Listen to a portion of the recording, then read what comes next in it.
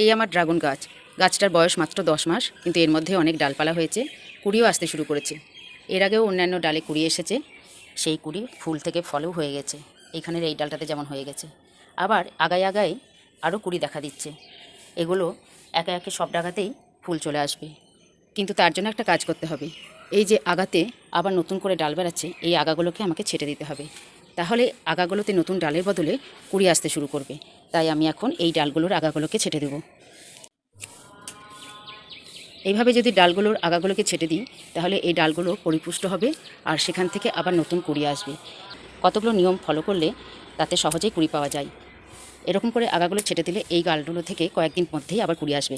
শুধু ছেটে দিলে হবে না, এইভাবে কিছুটা হলুদ গুঁড়ো এই আগাগুলোতে দিয়ে দিতে হবে। এগুলো তাহলে কোনো ফাঙ্গাস লাগবে না। এরকম করে প্রত্যেকটা ডালের আগাতেই হলুদ গুঁড়ো দিয়ে দিতে হবে।